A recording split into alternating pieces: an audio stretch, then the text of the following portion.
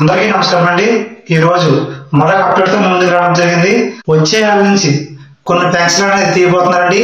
అవి కూడా ఇంతకుముందు సదరం సర్టిఫికేట్ లో మేనేజ్ చేసుకొని పర్సంటేజ్ ఎక్కువ ఎవరైతే వేసుకున్నారో వాళ్ళ పెన్షన్ అనేది తీయబోతున్నారండి. ఇప్పటికే కొన్ని గ్రామ పంచాయతీలను ఎన్నుకొని అక్కడ సర్వే చేయడం జరుగుతుంది.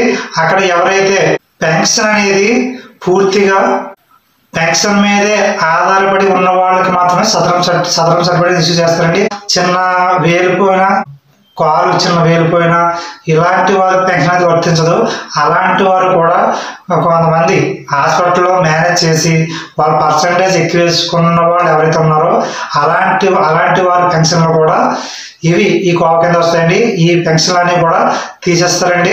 అదేవిధంగా ఆ అమౌంట్ని కూడా రికవర్ చేస్తారంటున్నారు, కానీ చేయొచ్చు లేకపోతే చేయకపోవచ్చు. కాకపోతే పెన్షన్ అనేది కంపల్సరీగా తీసే అవకాశం అయితే ఉంది. ప్రతి ఒక్కరు కూడా ఈ సదరం ఎవరైతే సదరం ద్వారా జెన్యూన్ పర్సన్స్ అయితే ప్రాబ్లం లేదండి. ఎవరైతే హాస్పిటల్లో ఎవరైతే అమౌంట్ ద్వారా మేనేజ్ చేసుకున్న వారు పర్సంటేజ్ ఎవరైతే వేశారో ఆ డాక్టర్ మీద యాక్షన్ తీసుకునే అవకాశం అయితే ఉందండి. ఇది ఆల్రెడీ కొన్ని గ్రామాల్లో ఈ సర్వే అనేది స్టార్ట్ చేశారు. త్వరలో మన గ్రామానికి కూడా రాబోతుంది, మీ గ్రామానికి కూడా రాబోతుంది. అదేవిధంగా ప్రతి 10,000 మందికి 500 పెన్షన్ అనేది ఇలా అమౌంట్ పెట్టి మేనేజ్ చేసుకున్న వాళ్ళు అంటే సదరం సర్టిఫికేట్లో జెన్యూన్గా లేని వాళ్ళు ఉన్నారని తెలిసిందండి. అలాంటి పెన్షన్ అనేది వచ్చిన ఈ పెన్షన్ అనేది తీసేస్తారండి. అందుకనే సదరం స్లాట్ అనేది కొత్తగా ఎనేబుల్ చేయలేదు. కొత్త సదరం స్లాట్ అనేది ఎనేబుల్ చేస్తారండి.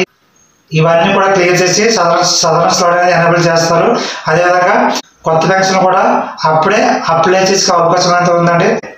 అంటే ఈ ప్రాబ్లమ్స్ అన్నీ క్లియర్ అయ్యాక కొత్త పెన్షన్ అప్లై చేసుకునే ఆప్షన్ అనేది ఇవ్వడం జరుగుతుంది. అంతవరకు కూడా పెన్షన్ అప్లై చేసుకునే ఆప్షన్ ఇవ్వకపోవచ్చు అండి. ఓకే ఫ్రెండ్స్, ఈ వీడియో కనుక మీకు నచ్చితే లైక్ చేయండి, షేర్ చేయండి. Thank you for watching.